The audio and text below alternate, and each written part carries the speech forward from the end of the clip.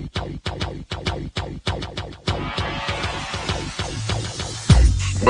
to the Odds Breakers, number one place for shared, sharp betting information.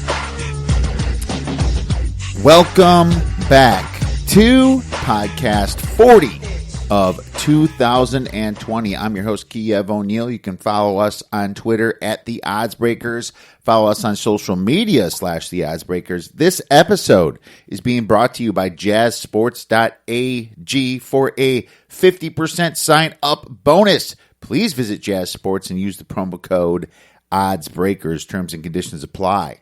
If you'd like to help us out with our costs and sponsor the website and podcast, we would love to help you out. Please visit theoddsbreakers.com, click shop, and become a member for $17.99 a month. You can get my plays and premium plays before the line moves. If nothing else, please visit theoddsbreakers.com and become a free picks newsletter subscriber.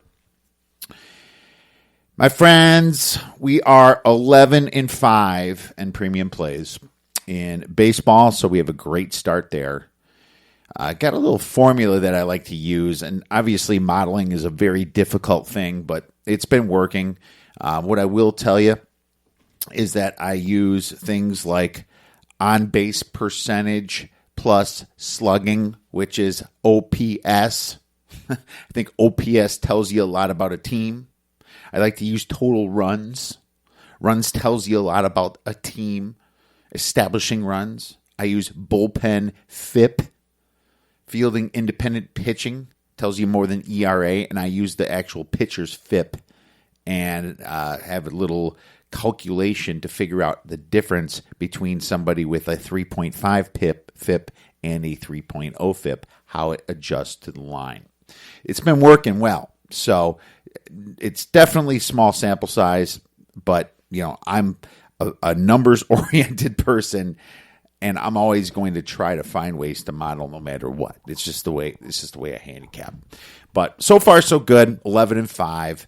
Let's hopefully we can keep that going. Now, on a sadder note, it's supposed to be preseason NFL, and I love betting the preseason because there's just some coaches that care so much about winning these games. And they're money. They're just money in the preseason. And then there's coaches that do not care at all with good teams. And it's just wonderful to fade them. And there are some good angles coming in, like Matt Nagy blew last year's preseason, thought it wasn't important, and this year he was going to be completely different. Well, I was prepared earlier this year to jump all over that. Very sad that we can't bet preseason football. But that it's the way it is, and if we have a season, I'm completely fine. Just give me a football season. We have a great show for you today because I'm going to go over our NFL power ratings, and it's the first, I guess, establishment of these power ratings.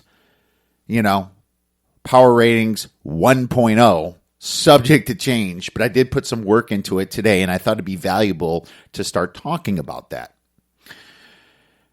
Still, players are opting out.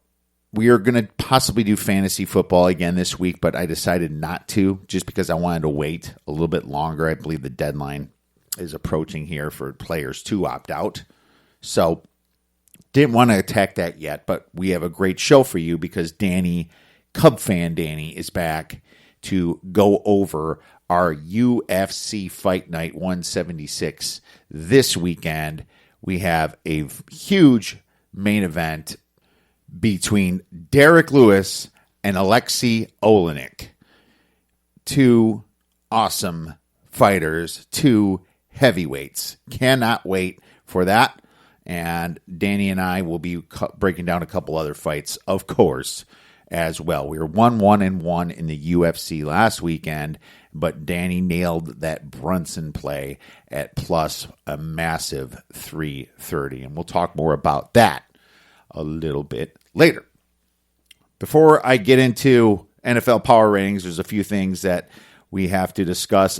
Somebody reached out to me, a premium member, and asked me about when I explained some people bet for example, 1.1 units to make 1, 2.2 units to make 2 when it comes to minus 110, or sometimes they just bet 2 units to make, 0.91 profit, right?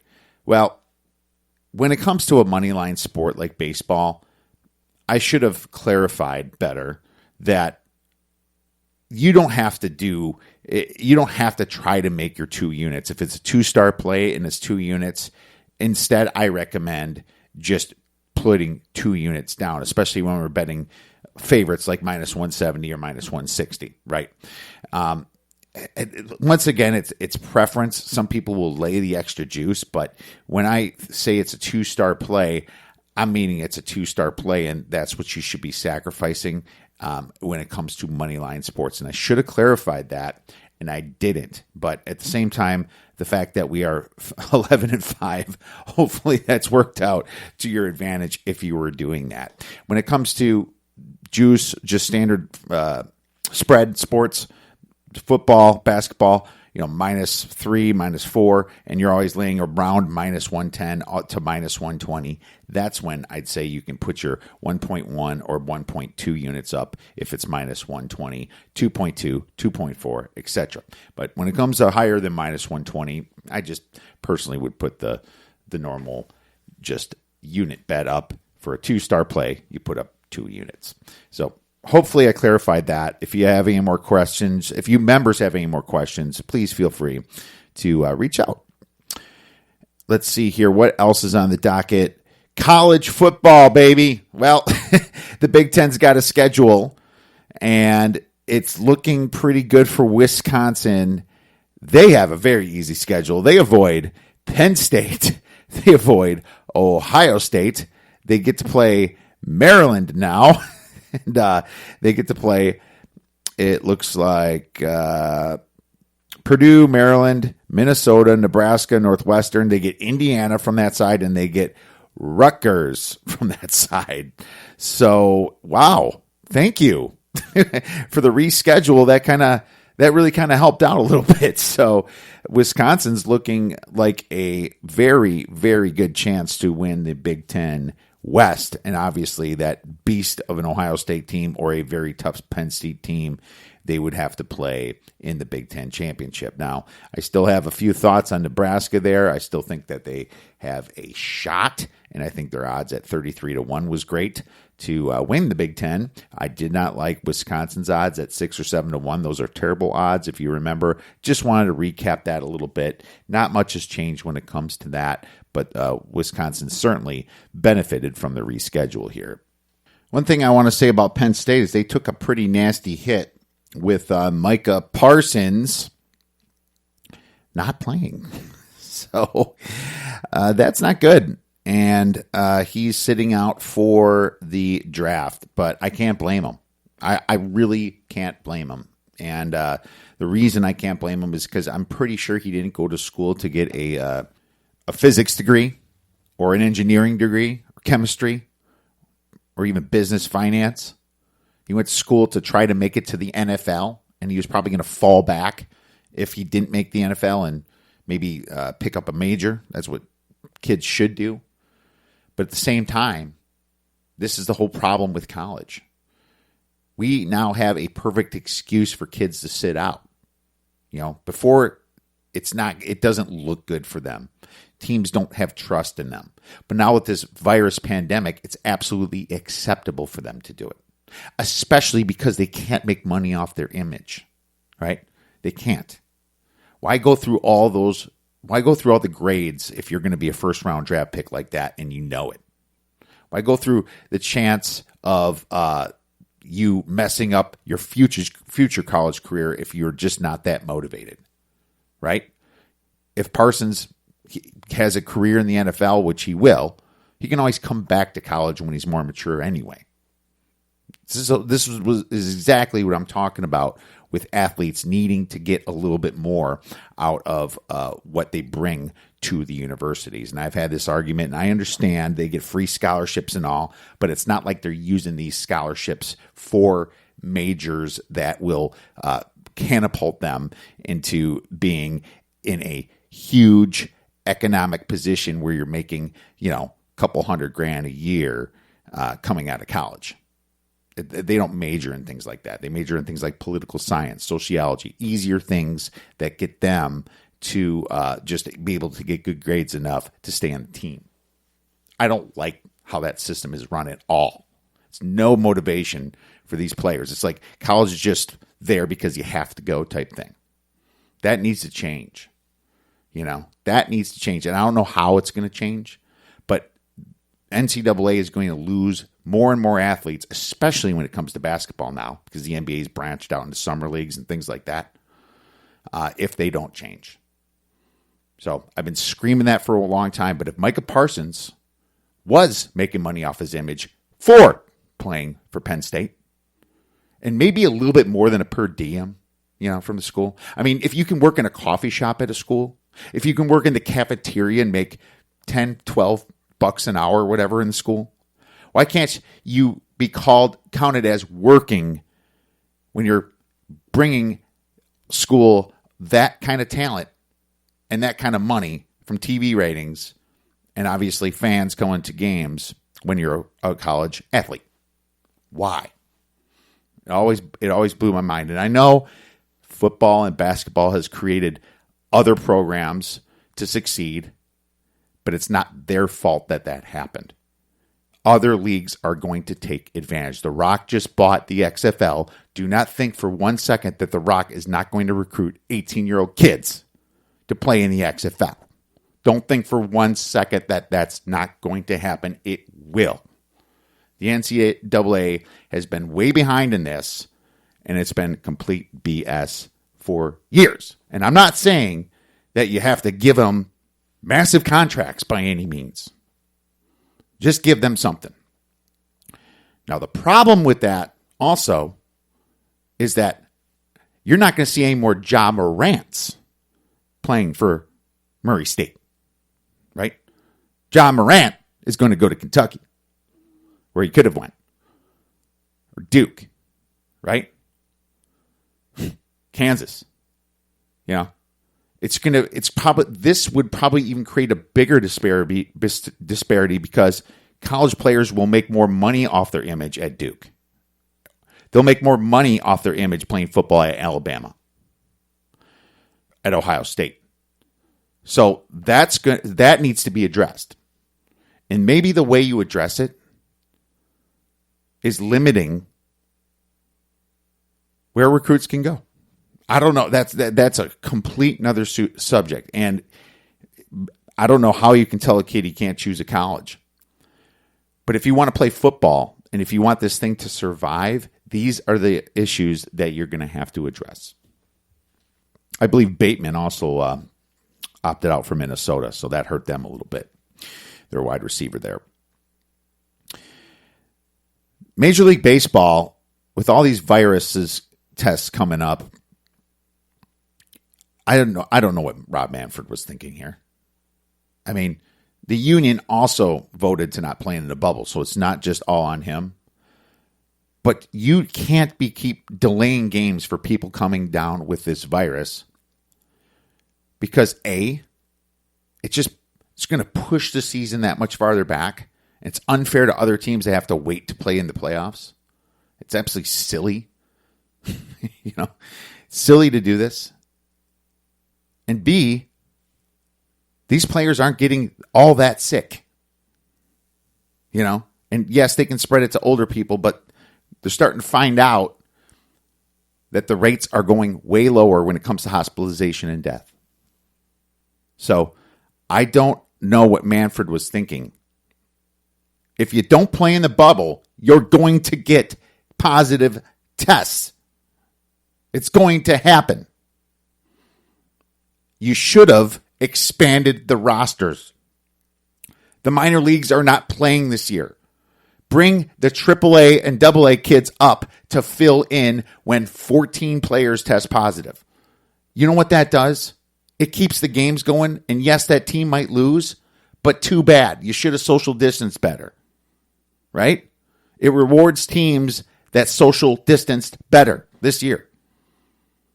And it also gives experience to these minor league kids. That's the way you should have done it. That is exactly the way that you could have done it and not lost a beat, and you could have just stuck it right back to the media. But you can tell that there is a huge issue with the way baseball is going. Now, I worry about the NFL and college because they're going to get positive tests too. They are. This thing ain't going anywhere. The longer you prolong it, the better it has a chance to mutate. So there's just so many different theories. And obviously, I'm not an epidemiologist by any means. But just from what I've seen, it's here. Get through it the best you can. If you've been out, don't go by older people for 10 days. Don't do that. If you happen to live with one and you have to, don't go out. But keep the economy rolling, and let's get this thing back to normal. On a good note, this whole postponement of the NBA draft has caused some players to opt back in to their season, to their college. Ayo Dosunmu from Illinois and Luka Garza from Iowa. Some good news there. Finally, right? And it was a smart play because what if they don't get drafted high? What if they don't get drafted at all? Is what they're concerned about. They want to get paid. But now it's harder to take a risk and skip the next season if you're not going to get drafted. You lose a whole season there. And then maybe you have to go to Europe and play. So, bravo to those kids that made the tough decision to come back to college. Bravo to them. And it makes me happy as a Big Ten fan to see a better level of competition. I mean, what would it be like if 10 years in the future, these players would instead have went to a league that paid them something, $100,000, $60,000, maybe it's the NBA G League, whatever, instead of go back to college to play basketball? What a stupid question that is. What a stupid question.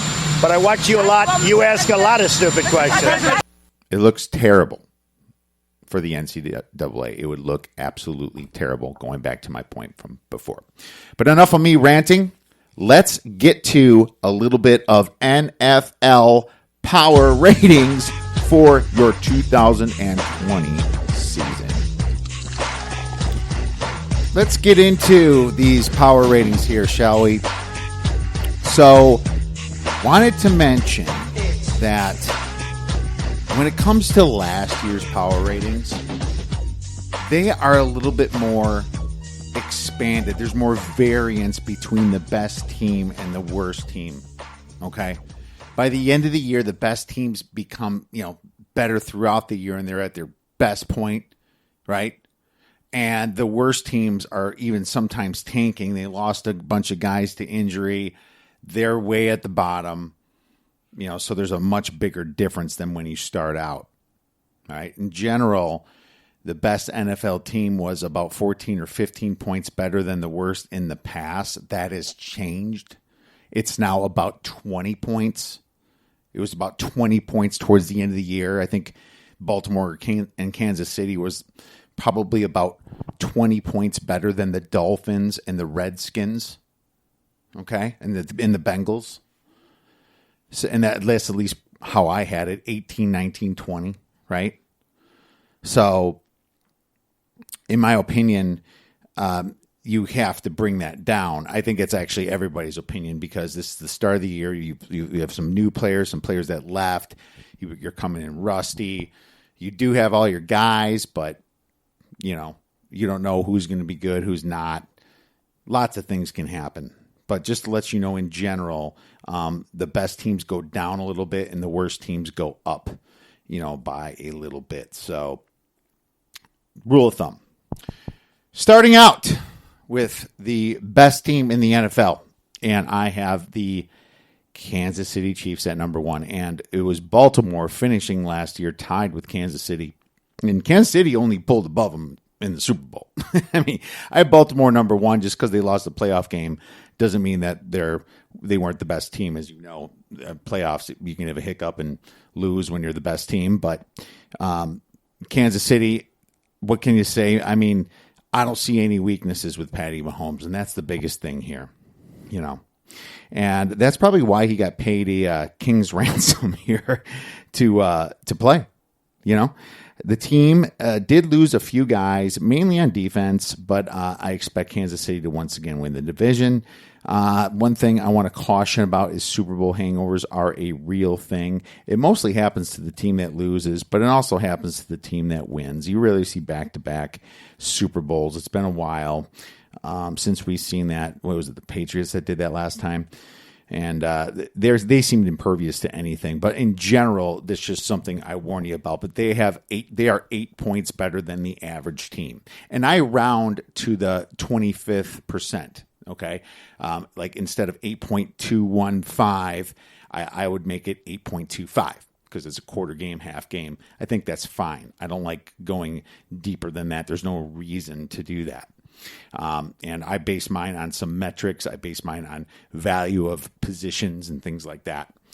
So this is preliminary, and I will make more adjustments this month, but I figure it's good to start out here with Kansas City on top. Number 2, I do have the Baltimore Ravens. And like I said, they were the best in my power ratings last year for most of the year. Finished tied with Kansas City. They didn't lose a ton of players, right? But I also don't love their draft picks. I don't love them. They've proved me wrong in the draft before. They have. But the easy schedule is going to really help them get a ton of wins. I think they have the easiest schedule of all the tough teams. My only issue is the book out there on how to beat Lamar Jackson. All right? Is the book out there when Tennessee contained him, didn't let him take out of the pocket, and they took the middle of the field out. Kind of kept the safeties looking towards the middle instead of darting towards the sidelines as much. One-on-one in the corners. Lamar Jackson struggled that. It just could have been just, short sample size, just one game. He's going to be way better at it anyway. But that's how they played him, and that's how they beat him. So that's my worry. With Patrick Mahomes, there is no book on him. He does everything great. We don't know if there's a book on Lamar Jackson yet, and that's just where I caution, but they are the second best team. Number 3. San Francisco 49ers, and I brought them down from 8.75 to 7. Kyle Shanahan is an offensive genius with a mediocre quarterback. That's all I have to say. Great defense, right? Didn't lose a ton. Offensive genius. Number 4, the New Orleans Saints at 6 points better than the average team. And Sean Payton blows me away every single year. The man knows how to game plan a game. He does. He's impervious, it seems, to doubt. We doubt him all the time coming in, and he just wins. I have to penalize Breeze a little bit for being older. He doesn't seem to finish out well in the playoffs. He seems to kind of crumble in the playoffs. But this year, it has to be the year that he takes this team. It has to be. Because I cannot put any more faith in Breeze after this. He's got to win in the playoffs. That Vikings loss was just wrong. You gotta win the important games. Next, I have the Dallas Cowboys at number 5 at 5.25 points better than the average team. And what can I say? It's Dak's year. He's got some nice defense, great center in the draft with Tyler Biadasz. I like the fact that they have weapons, CD Lamb complimenting Gallup, right? Still got Amari Cooper. He's going to be great. The problem is they almost have too many good players plus a amazing running back. Fantasy wise, I'm a little scared of that. But at the same time, this team as a whole looks like they're going to be poised to make a run here. That's why I have them 5th number. And the new coach, we saw him coach the Packers, McCarthy, for years. Packer fans seem to hate him, but a lot of stuff now is coming out about Rodgers that maybe he was a little bit of trouble too in this whole relationship. Doesn't seem to get along with LaFleur that well. I don't know. I don't know, but I do know that McCarthy should be motivated here, and he's inheriting a great team. What a great situation for Mike McCarthy. Just walking into seriously a team ready to win right now. The only problem is he's going to have Jerry Jones up his ass. That's terrible. After Dallas, we have the Tennessee Titans at 3.5. I have no team at 4 or in the 4s. It goes from 5.25 to 3.5, right? So if you can stop Derrick Henry and A.J. Brown, you might have figured out how to beat this team. That's a big if. Derrick Henry seemed to bust through stacked boxes all year last year. I don't like how they lost Jake Conklin at right tackle to Cleveland. I think that worries me a little bit. This team had good free agency, but in general, I don't like their draft. So, one hit wonder, I don't think so. I think they're going to be right in it again. But Tannehill, can you repeat what you did last year, and can you make a step up from that? We'll find out. Number 7, we have the Seattle Seahawks, 3.25 points better than the average team. Russell Wilson, top 3 quarterback still. Offensive line has been revamped. Is it completely fixed? We'll find out. John Schneider made that a priority, but if that's the fact, then look the heck out for this team. Nice defensive draft. They got some good players on the defense from the draft, so loving what Seattle's doing there. Green Bay is number 8 for me. Sorry, number 9. Nope, they're number 8. Number 8 is Green Bay. They're 9th coming in from last year is what I'm trying to say. 3 points better than the average team. The draft certainly did not help them in the short term. It didn't. And that's why Rodgers was pissed. And I mean pissed. Can you just imagine what Rodgers' face looked like in the draft? Unreal. But we'll see what Jordan Love becomes, and A.J. Dillon better be a pretty good running back because they already have a pretty good one there as well. Aaron Jones was a beast last year. Next team, we have the LA Rams at number 9. 2 points better than the average team. We're starting to get down there. Some revamping done. Aaron Donald and Jalen Ramsey are great on this team, absolutely. But they can't do it all. Who replaces Gurley? Losing Corey Littleton's going to hurt a little bit. They lost a couple other guys. I'm not in love with Jared Goff. I don't think anybody is unless you're from L.A. 2. That's where he is. That's what they are. They're a contending type team in a very tough division. The next team we have is the Tampa Bay Bucks at number 10. 1.5 points better than the average team. I'm not ready to overreact here to Brady. I'm not. I mean, I don't want to fade them. I guess just for the sake of fading them. I mean, if the public's really high on them, I might have to fade that if it moves the lineup a little bit, right?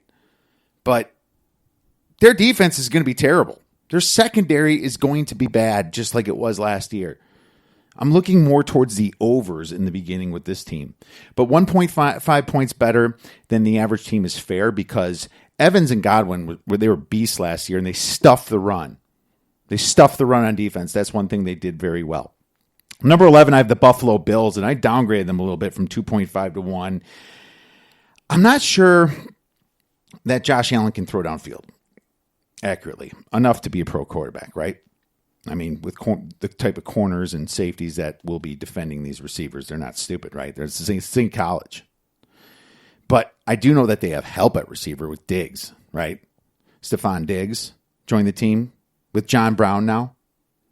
Now, they did lose some serious defensive pass rush in Shaq Lawson and Jordan Phillips. They replaced it a little bit, but concerning. It's a little concerning to me. If teams can get by their defense this year, I don't know if their offense is really built to keep up and to come back. So, Buffalo, number 11. Number 12, the Indianapolis Colts. Okay. Phillip Rivers, yada, yada, yada. But I don't think he's consistent enough throughout the games. I mean, what's going to change that now he's on the Colts? Suck for 3 quarters, then do great enough to almost win or sometimes win in the fourth? I don't like the way he plays quarterback. Be consistent the whole game. It's an upgrade, I guess, but not as much as everyone thinks. Everyone's all high in the Colts and high and mighty. I'm not there yet. Great back in Jonathan Taylor, of course, in the draft. Great defense. Darius Leonard, you kidding me? Love him. But geez, 0.75 points better than the average team is where I have them at number 12. Number 13, I have the Arizona Cardinals. That's 4 NFC West teams I have above average. 0.5 points better than the average team. I am in on the hype on this one. I am. The hype train is real. They had one of the best free agencies in football. Adding DeAndre Hopkins in that horrible trade for David Johnson sparked this team. Devin Kennard, Devondre Campbell at outside linebackers. Amazing signings. Yeah. The Arizona Cardinals are going to be a legit contender this year. They're going to shock some people. It's going to be exciting with Cliff Kingsbury there and his offensive ideas. I can't wait to see it. Also could tank through the freaking roof, but hopefully that Arizona comes through.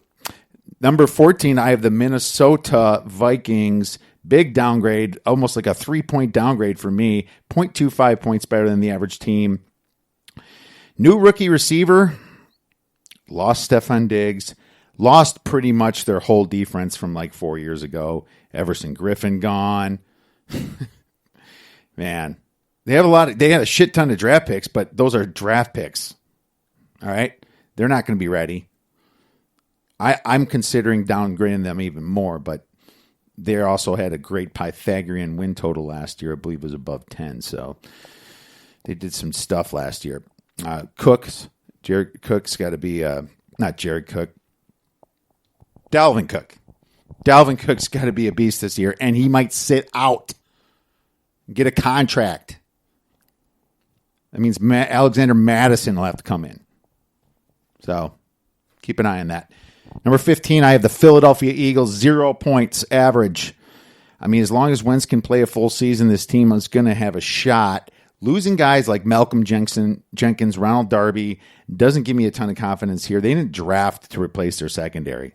One of those teams that kind of ignored it there. So, did not like that at all. Their offensive line's also getting a little bit older. So, Eagles, you're just average to me right now. I don't think your Pythagorean proved me any different or proves it any differently or wrong in my assessment. The next one I have at number 17 is the Houston Texans at 0 points. Houston's Pythagorean win total from last year tells the real story. 7.8 wins. They won 10 games. The 10 games do not tell the story. The 7.8 tell the story. This team can't keep losing great players like DeAndre Hopkins while J.J. Watt's window is closing. He can't really stay in the game. He gets hurt. And I hate that because I love the guy. But terrible draft, awful in free agency. Deshaun Watson's the only reason why they're at average for me. And the next one I actually have, the Chicago Bears. I'm a homer.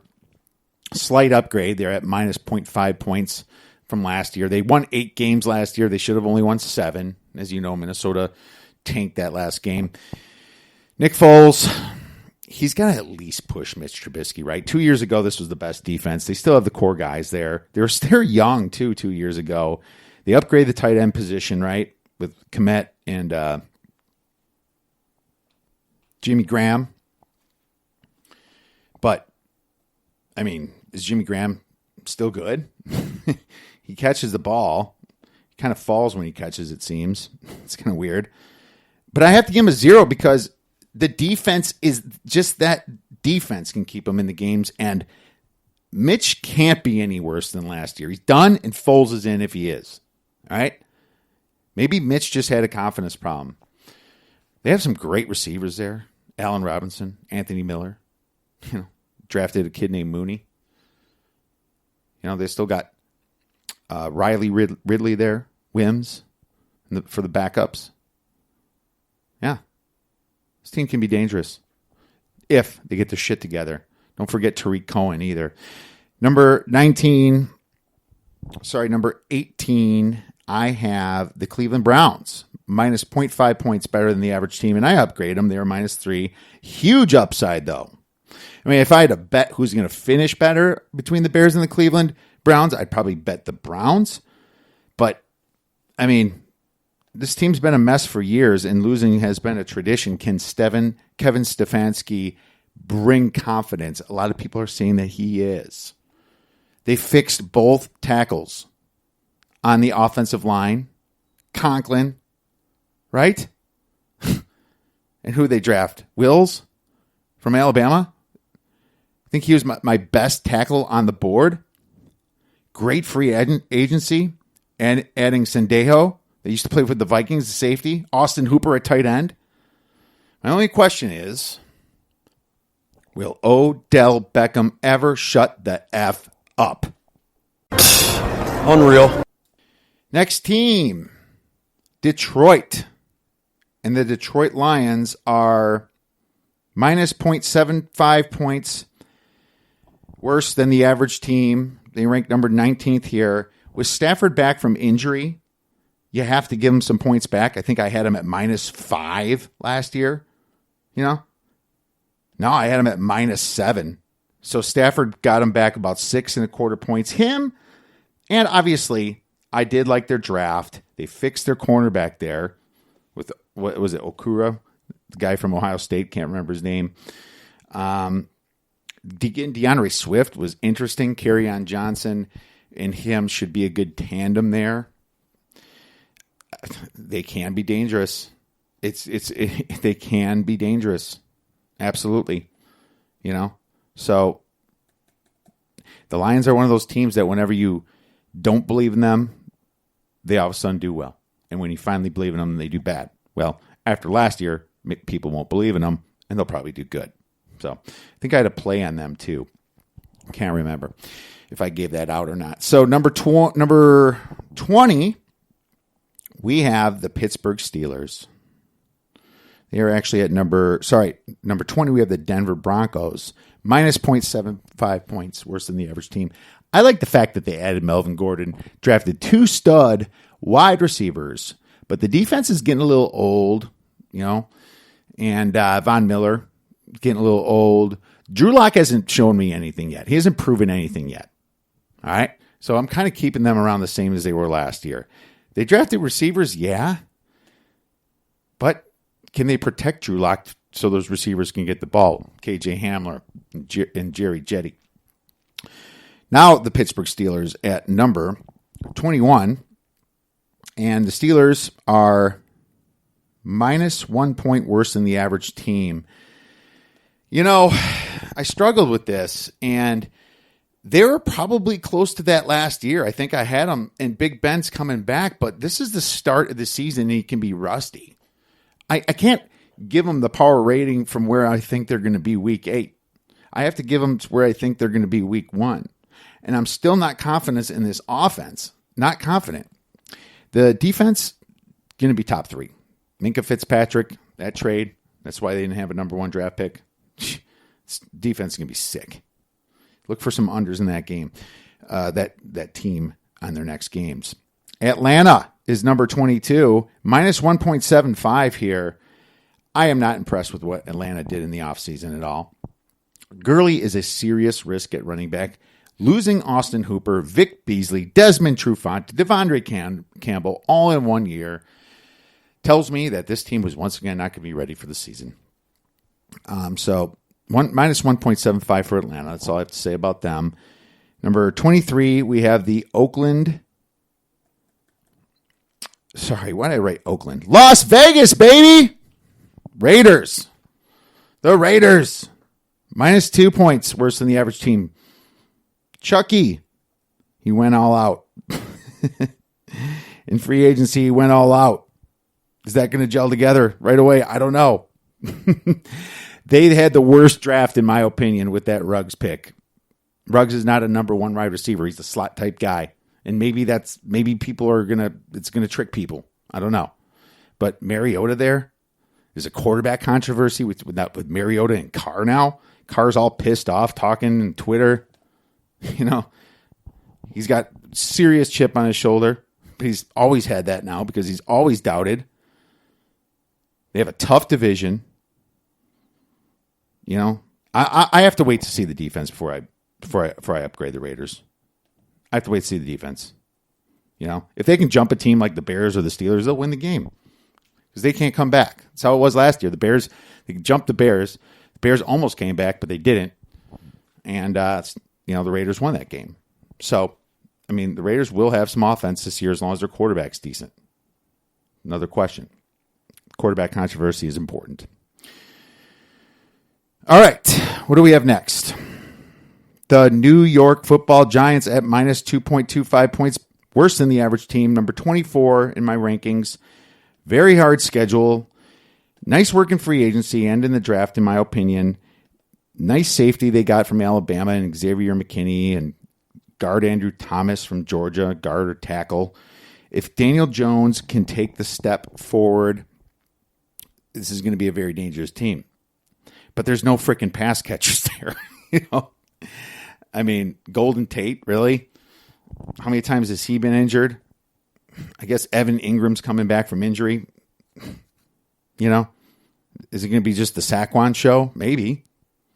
But, a lot of power ratings had them like -6, -7. I had them last year -7, and I upgraded them a lot all the way to -225.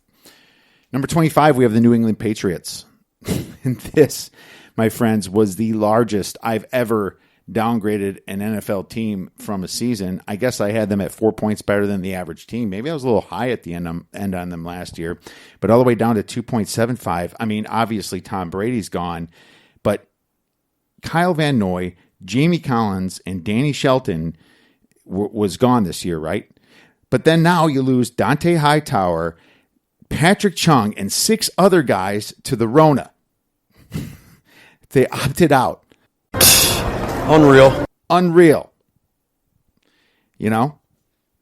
Awful. So, I don't know what to think about the Patriots except they have the best coach in history. But I'll tell you one thing right now. If Belichick gets them to the playoffs with Cam Newton in this roster, and I don't believe in Cam Newton. I've complained about him enough. Then I'm going to buy Bill Belichick a participation trophy and participating with the greatest athletes of all time, like Michael Jordan, Wayne Gretzky, and Babe Ruth. Next, we have the New York Jets. And the New York Jets are ranked 26th. Great free agency, in my opinion, minus the Jamal Adams hiccup. Everyone's just showing that ticket under 7 wins. I got the Jets under 7 wins. Vegas is moving it down now. It's probably like 6.5, maybe some 6s. Everyone's talking about that, but I got to tell you, this division, anything can happen. Anything this year in the AFC East. All right? I would not be surprised if all of a sudden this team, with their great free agency, takes a step forward. I love Mims, their draft pick. Love Mims. I love the tackle they got. All right? So, not touching that win total. Next one, we have the Chargers at number 27 at -4.5 points, worse than the average team. Going from Phillip Rivers to Tyrod Taylor is the elephant in the room to me. It's going to drop off more than people think. And I know Tyrod Taylor was there last year, but they also lost Melvin Gordon. That puts a lot of pressure on Austin Eckler and Justin Jackson.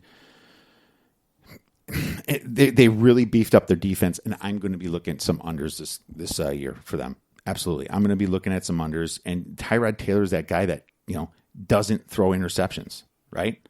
Very good with the ball there. And coaches love that.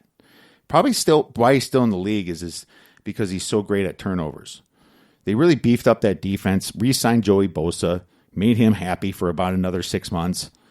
Linval Joseph and Chris Harris, great pickups, But, I mean, at the same time here, it's the Chargers. I'm not going to be high on them in that tough division. Carolina is number 28, minus 5 points worse than the average team. This team has upside, believe it or not. They literally pushed control, open apple, reset on the whole team this year, dropped everybody on the defense, but they really upgraded their quarterback position with Teddy Bridgewater. Don't forget they still have CMC and DJ Moore, right? And I thought they drafted some nice defensive line, in my opinion. Matt Rule with Joe Brady as offensive coordinator from LSU? Dude, they could be sneaky as hell. I don't know, man. I'm not fading them right off the bat. They're going to score some points. They'll probably get blown out a few games, but their defense is not what you're going to hang your hat on with a Matt Rule. You're going to hang your hat on their offense. That's going to be so interesting watching Carolina this year, in my opinion, with him, with those two stud coaches and coordinators there. Number 30, we have the Miami Dolphins, minus 5.25 points, worse than the average team. One of the best off seasons in football, I had to say. They really busted out the pocketbook. They signed Kyle Van Noy, Byron Jones, Shaq Lawson, Eric Flowers. Tua is so exciting. Hopefully he stays healthy. That hip's looking fine. Fitzmagic is going to blow it and be on a short leash. You know it. Fitzmagic is the best backup quarterback, but once they say you're the starter, he freaking sucks. I don't know why that is. It's something in his Harvard head, but if he got around that, holy cow, he just looks amazing when he's filling in for someone. But I don't think teams are going to overlook the Dolphins this year.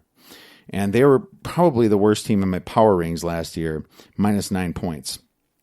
The next, we have the Jacksonville Jaguars, the lowly Jacksonville Jaguars at number 30. I think I said Dolphins were 30. They're 29. The Jacksonville Jaguars, Gardner Minshew is the awesome dude that I want to party with. If you go to Vegas, you are going to want to party with the mustache Gardner Minshew. You are not going to party with any other quarterback ahead of him. But at the same time, I don't think he can play NFL quarterback. I don't. I think he's a gimmick. He was in a Mike Leach offense. He kind of got through last year a little bit. Showed a lot of weakness. Throwing the deep seams. That's what you need to do in the NFL. Throw the seam route. So, I will definitely want to party with Gardner Minshew over Derek Carr in Las Vegas. But I would probably bet on Derek Carr as being the better quarterback. The next team we have at number 31 is the Cincinnati Bengals. Joe Burrow and T. Higgins screams talent there and upside. But it's not going to be this year, guys. It's not, because they really did not fix their offensive line, and their defense is still in shambles. I expect a learning curve here. And Cincinnati is going to be the second to worst team because the Redskins are the worst. Obviously, Chase Young is something, but he's not going to do it all himself.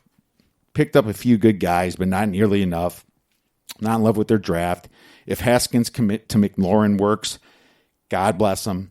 But the Washington Redskins are minus 7.75 points worse than the average team. So, adding that to the best team, I have it starting out as 15.75 points from the best to the worst, and that's just going to expand, whether it's Washington and Kansas City at first or last. That's just how power ratings work. Cincinnati, if I missed it, was minus 6.25 points worse than the average team, and Jacksonville was minus 6 points. So there you go. Those are my intro power ratings coming into August here. There will be some adjustments. I might be nice enough to do another podcast with these power ratings as a update. But when the season starts, these are how I handicap games. It's the first thing you go to before you go to situations, before you go to spots, before you go to injuries, before you go to history, before you go to metrics. You start with the power ratings. My friends, let's bring on our man, Cub Fan Danny, to break down the UFC. All right, and now we have some UFC Fight Night 176 to talk about. And, of course, we got our guy, UFC specialist, Mr. Cub Fan Danny, back. You can find him on Twitter at Cub Fan Danny. What's up, buddy? Hey, buddy. Another week, another fight night. Another week. If I'm not as cheery today, it's I had a little bit too much sauce last night. It doesn't look like you're having any sauce today. So no, I had a layoff tonight. All right. Well, good man. Good man. We can get you free thinking here. I'm sure you'll still make it interesting. And let's go. Dive right into this thing, man. We obviously have a huge UFC event next week, and that's 252. And real excited for that. But there's some pretty decent fights on this card, and I spent some time today studying it myself, Danny. Did you get into it a little bit? Yeah, I did. I definitely looked at it. I have a different opinion of you because I don't think this is going to be the best card in the world. But we could all be shocked. It could be all knockouts, and it could be the best card of the year. Now, I didn't say it was the best card in the world. I said there's a few fights that we can try to find some value is what I pretty much mean. But, looking at it, I do like the main event. I do like Alexei Olenek. I followed that guy for a long time. You've followed him forever, right? Mm-hmm. Derek Lewis, we've seen him fight many times. Mm-hmm. These are two names here. Okay, right. So don't hate on it too much, Danny. Olenek should never be a main event guy anymore. The guy is 43 years old, but yeah, I like him. I like him a lot, but yeah, he's a fun fighter to watch. But 43 years old, I don't. Well, he's plus 170, so he's not exactly a huge underdog. He's somewhat of an underdog, but not a huge underdog here. We'll get into that fight here, man. But let's we both looked at about 3 fights to talk about in the podcast, man. And why don't I let you start and dig right into this thing? All right, cool. Beneil Dariush and Scott Holtzman. I think it's going to be a really good fight, right? So I went back and I was watching the Beneil Dariush fight, the last one he did. I'm going to tell you, I think that's probably the best 1 minute in the second round of fighting between him and Jakar Close that I've seen all year long. It's probably going to be, if they just took a clip of that second round, first minute, it was absolutely amazing, right? Mm-hmm. We're talking about Jakar Close, who has never been knocked out, right? Never been stopped. He's a guy who goes to decisions, but he could throw, he could fight. He stands up. And Beneil Dariush, man, he's been on a tear lately. And I'm going to tell you, he took some major shots, right? Major shots in that fight. How he didn't go down in that second round, I was just blown away. But Beneil Dariush, he started his career a little bit slow. It wasn't, anything that was going to blow you away, right? He loses to Barbosa, draw against Evan Dunham, Alexander Hernandez he lost to. And since then, he's been on a tear. Decision, submission, KO. Unbelievable. The guy is fighting unbelievable. Super humble. He's beaten guys like James Vick, right? Michael Johnson, Jim Miller. He has fought some really, really good guys. And I think he's really starting to come into his own. He's a little bit older now, at 31, right? But he's been fighting a long time, so he's got a lot of wear and tear in his body. But he's really gotten good lately. And I've been really super impressed with him. Where I look at Holtzman, older guy, stand up, not much of a ground fighter at all, right? And he's going to get outclassed in the ground against Dariush. I see when I'm looking at this and I see the fight, there's no way I can go against Beneil Dariush, right? To me, at minus 185, I think that's still really good value because I cannot see him losing this fight at all. I can see him finishing it or really pointing out Holtzman. So I don't know which way it's going to go. It could either be a knockout, submission, right, for Dariush, but he's going to win this fight. So for me, I'm going to lay the minus 185. I'm okay with that. Scott Hot Sauce Holzman is his name. He looks as cocky as his picture, man. Yeah. I looked at this one a little bit too, and Dariush looks like he's a well-rounded fighter. He can do everything. He can grapple. He can submit. Right. Yeah. A lot of his victories were 8 submissions, 4 KO, TKOs, 6 decisions. And he's been on a little bit of a tear here since November 2018. He's won 4 in a row here. And the way I look at it is like Scott Holtzman, the only thing that he's going to do is try to box him out, and he might get to a decision if he's lucky, but he's going to go right at him, and he could lose the fight. What's going to happen is if Beneil thinks he's going to be outboxed out on stand-up, he's going to get to the ground. He's going to get to the ground, and that's where Scott Holtzman's not good, and that's where he's going to get his points, right? Yeah. Yep. Oh, so that, I see what you're saying there, man. So you might have talked me into that. I looked at it, wasn't sure, and you kind of confirmed me on that. So maybe I'll throw a unit or 2 on that. Is that what you're thinking? Kind of a small to medium play? Yeah. I'm the most. I can tell you, I'm the most confident with him on his fight card than anybody else. All right, perfect. Well, sounds good, man. I'm going to go to a fight here that is closer to the main event, and it is with Omari Akhmedov versus Chris Weidman here. Okay. And Omari, he's not like a big dog. He's plus 115. Chris Weidman is minus 135 here. Omari's younger, 32 years old. Weidman's 36 years old. Right? Omari's 24-1, and Weidman is 14-5. So the way that Omari likes to win fights, 7 KOs, 5 submissions, 8 decisions, can kind of do it all a little bit. Chris Weidman, he was on a tear for a while, and I remember that it was a couple years back. He was possibly close to the number 1 rank, if I remember correctly. He was a champion. That's it. Okay, that's what it was. Silva, and then Silva broke his leg in the rematch. That's what it was. Yes. Okay, that rings a bell. Now, Weidman, since the last 5 fights or so, his jaw's been beat up, man. He goes down if he gets hit. He does. I've noticed that in some of his last fights, he's crumbled, right? And now, Omari isn't that kind of fighter that isn't going to go for a KO. He hasn't went to for a KO since 2013. He hasn't won in a KO, okay? 4 out of his last 5 fights, Weidman has lost. The name is still there, but I don't think his jaw is. But at the same time, I think Weidman might be able to slither out of Omari's grappling and some of his, obviously submission moves, arm bars, whatever he decides to do. And I think that this is going to go to decision. I think that this one is actually going to go the distance here, my man, because I look at it one way.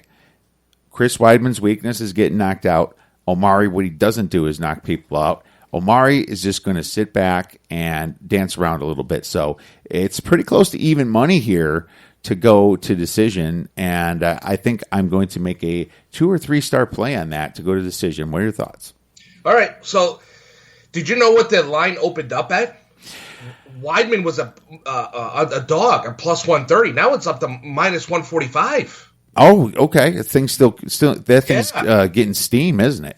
Yeah. So, I think.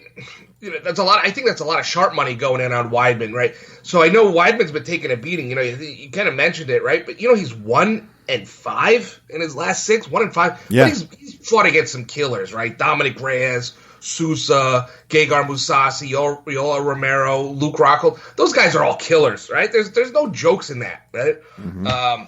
He did beat Calvin Gastelum in a submission, which I thought he was going to be done for after that fight. But look, he pulled it out. And I always mention to you when there's a fighter who is one of the best, and he's a dog, and when that dog is backed up into a corner, they're going to typically fight out of it every single time, right? So this could potentially be a major, major loss for Weidman, right? If he loses this, he could be done. He's not done yet as a fighter. His jaw's still not there like it used to be. But he could potentially be cut or not fight anymore after this. So you could feel the pressure on that Weidman's going to be under. I think that's why that number switched so quick, right? It opened at plus money. Now he's a huge favorite. I mean, for me personally, I've watched Omari fight a few times, and he's okay. He hasn't fought anybody. He hasn't fought the top of the top, right? If he could beat Weidman, that's a first step that he's going to have in order to fight one of the best guys in the division, right? So, for me, Weidman went up his last fight. He went up in weight. He had some issues cutting. Now he's going back down to his original weight. So I think he's going to be a bigger fighter this time coming around. I mean, Omari, nice fighter, Kiev, but he hasn't fought anybody. Zach Cummings is nice. Tim Bosch is nice. His last fight against Ian was nice. But before that, I mean, it's nothing really that blows you away. He got knocked out a few times himself. Mm-hmm. Yeah, I couldn't get there. I couldn't get to him. I wanted to talk myself into Omari as a dog, and I couldn't. So I get what you're saying there. Yeah. So for me, the play to me is still Chris Weidman, right? Minus 135. Okay. Even though he's been losing quite a bit, it makes you a little bit nervous, right?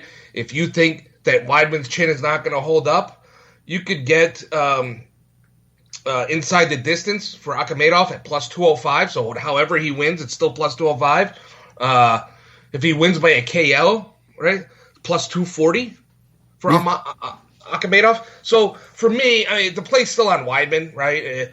The sharp money's on Weidman. You can see how that number flipped pretty quick. You don't really see that often. So my play is still going to have to go with Chris Weidman on this one. Well, what's Weidman at decision? I mean, because that's my play. My play is that it goes to decision. I think it's going to happen like that. If I look at Omari's last 6 fights, he's 5-0-1. He has that one draw. And yes, not the biggest fighters, but Weidman's got beat up by some bums, man. I mean, okay. Plus 160. What's that? Plus 160. Plus 160. Okay. So I would say you could either go, if you're convinced that Weidman's going to win this, then you would take him to finish in the distance. But, what I'm liking about Omari is that I think he can go the distance. He's not going to knock out Weidman because he doesn't knock people out. So I do get that. But I just think that this thing's going to the distance, my man. Okay. I can see that. I can see the same thing happening there, yeah. Average fight time for, who did I pull up here? Was this Weidman? Chris Weidman's 9 minutes, and it's 8 minutes and something. Yeah, that's, past the second round for both of them, past the, half of the second round, let's say. Yeah. So it's not a main event. So I think that there's a shot at going the distance. All right, my man. Well, who do you have next? I'm on the main event, man. For me, it was the same thing with. Well, let's do the main event last then. So it sounds like this was one of the ones, the Weidman ones was the one you picked. In fact, it's the same thing that I picked. Right, it's one of the fights that I picked here as well. So I like Chris Weidman minus 135. I still like that as well. That's who I'm going to be rolling with this weekend. All right, sounds good. So that's what you're going with. I'll go with the distance. Next one that I want to talk about is Maki Pitolo versus Darren Stewart. And this could be a decent fight here. I mean, nothing up to Cub Fan Danny standards by any means, but it's going to be, it's going to be interesting. You have Maki's at plus 135. Darren Stewart is at minus 155. Maki's 29 years old, and Darren Stewart is also 29 years old. Maki is 13-5. And Stewart is 11-5, okay? So the way Maki finishes his fights, 7 KOs, 3 submissions, 3 decisions. He's 1-1 in the UFC. Darren Stewart, 7 KOs, 0 submissions, 4 decisions, and he's 4-4 in the UFC. He's a puncher, right? Darren Stewart's a puncher. That's what he's going to try to do.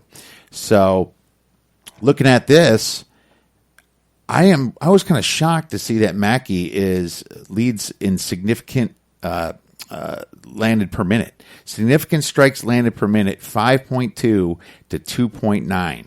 All right.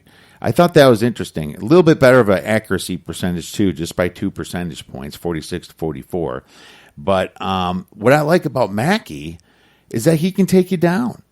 You know, it looks like he can take you down. And so I'm looking at that and I'm like, well, he's going to be a little bit more rounded than Darren Stewart. And I know Darren Stewart's a little bit more of a name. I'm trying to find why Darren Stewart is this favorite. They both have 5 losses here. They're both the same age. You know, Mackey can submit. Darren Stewart can't. I think there's some value on the dog here at plus 150. I'm going to go with 2 stars on that. What are your thoughts? Yeah, I really like that play. I think you talked me into it. You know, Darren Stewart's a guy that you just go, okay. Right? Okay. You know, he came into the UFC. His first one was overturned, right? Because for whatever reason. And then he lost 3 in a row. All these guys that he's lost to, they're not, you know, they're okay. Nothing great. For everything that I've been reading about Maki and the limited fights that I've seen on him, I've been impressed. I think that the guy is hungry, right? You know, Darren Stewart, he's okay. You know, nothing crazy about that. I can't lay any chalk with Darren Stewart. I can't do it. He's never a guy that I'm going to look at and say, oh, he's going to guarantee win this fight. I can't do it, right? And this is a perfect scenario for you to take a dog because that money's there sitting for you. Yeah, I agree too. And I don't know if it's going to go to decision or not, but I know that Mackey has more opportunity to pick up points because he knows how to get to the ground here. And Darren Stewart might be a little stronger, not 100% sure, but you know, Mackey's got a plenty good record here, 13-5. The dude's serious. I like the plus money, and I think this line is going in my favor, which is obviously away from me. You know, I mean, people are picking Stewart probably because of the name recognition, but I like it. I'll wait on it a little bit longer. You know, maybe I'll get Mackey at some better odds here. So we'll see what happens. He was plus 110 way back July 31st. He is plus 135 here. He was up to plus 165 a little bit. Now it's kind of fluttering up there. So I'll be definitely taking a look at that, my man. Well, let's get to the main event then, Danny. Yeah, bud. We know a little bit about these guys. I'll let you get started here. What are your thoughts on Alexei Oleinik versus Derek Lewis?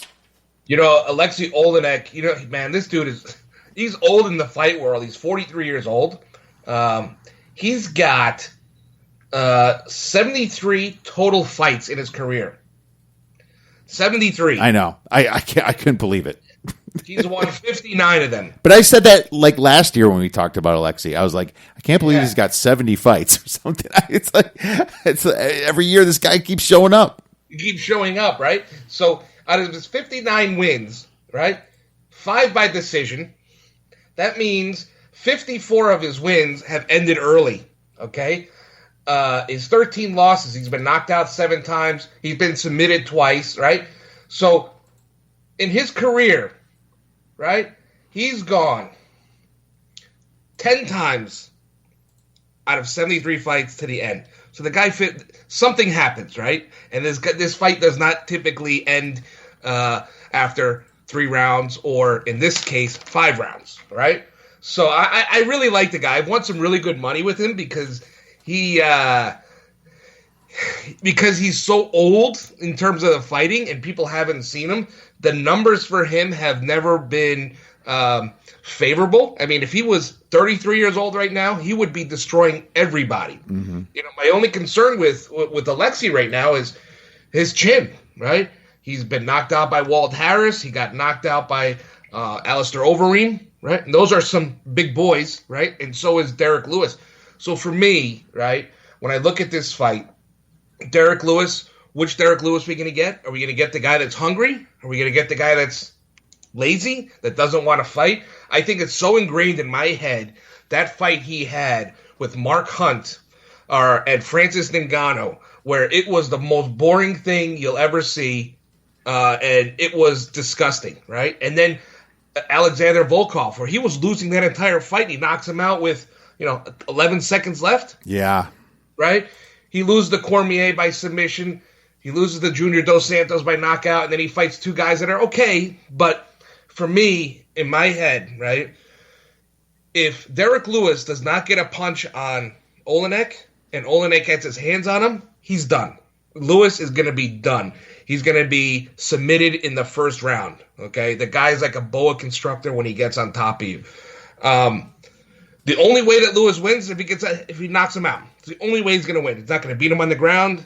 He's not going to go 5 rounds with him. The only way is if he knocks him out. For me, I'm going to take Olenek straight up. He's at plus 170 right now. So I don't have to worry about it being a submission. I don't have to worry about it going the distance. I don't have to worry about all that stuff. I'm just going to take it straight and go at plus 170. Look at that, man.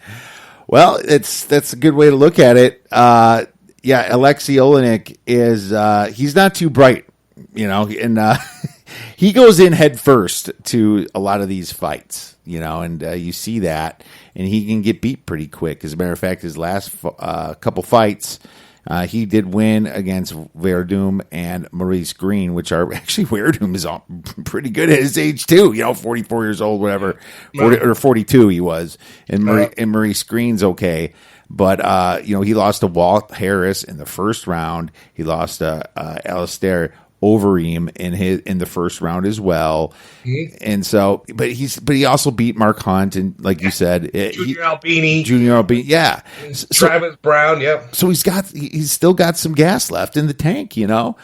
So I see what you're saying here, but I just worry about him getting caught, because anybody that has 73 fights on him ain't too bright, and he seems to sometimes just screw up and jump. The way he should be fighting this is it's a 5-round fight.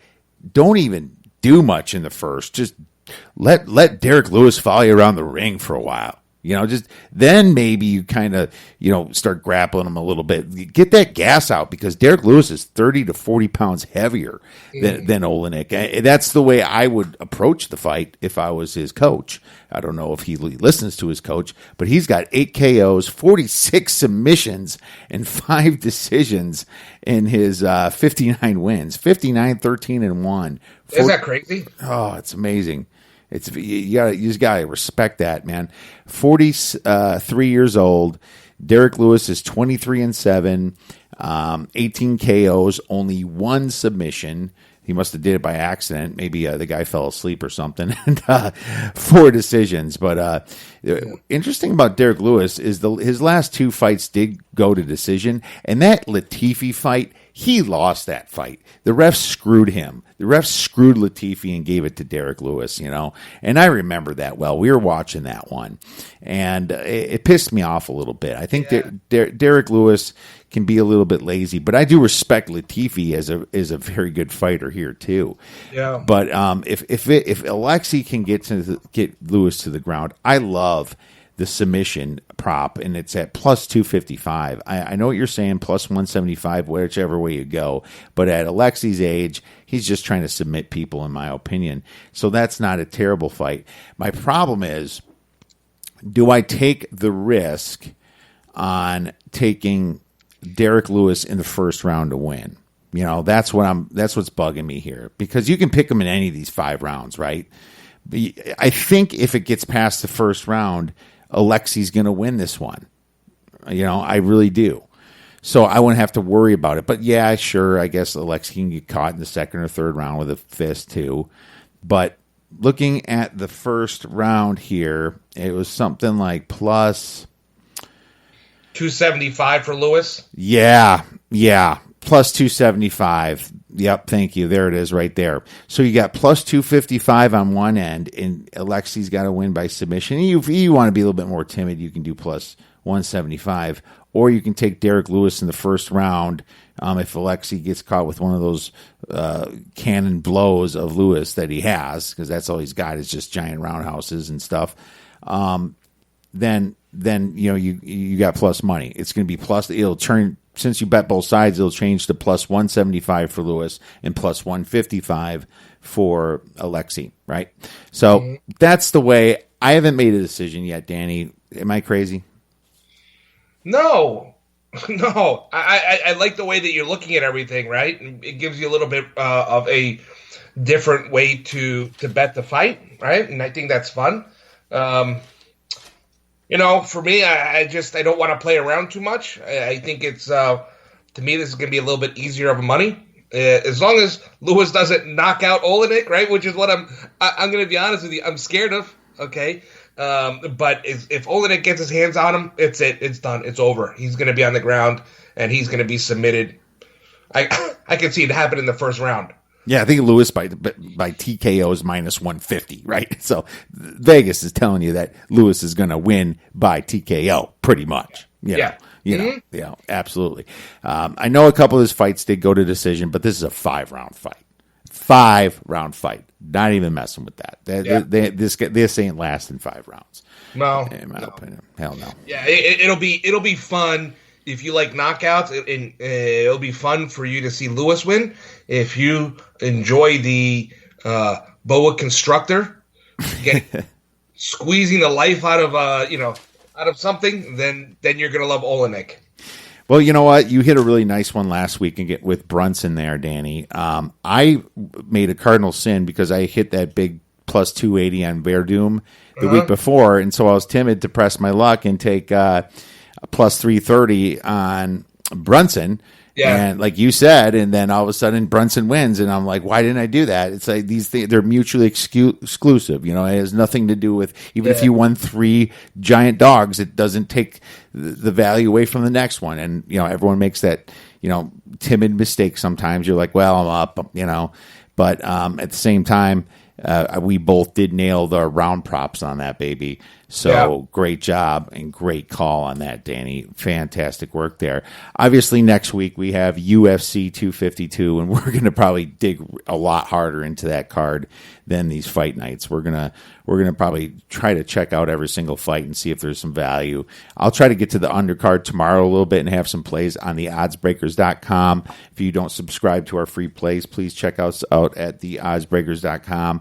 And you can even sign up for a free subscriber, and sometimes I throw out a different play if you're not a premium subscriber. We already have a premium pick that's going to be coming out shortly for this card. Danny, thanks so much for coming back on, my man. And let's enjoy the fights this weekend, and we'll look forward to UFC 252 next. ESPN Plus this weekend, guys, if that's where you want to catch the fights. All right. Well, special thanks to Cub Fan Danny for coming on. Have a safe weekend out there. Enjoy all these fights and all the sports going on, and go get some winners.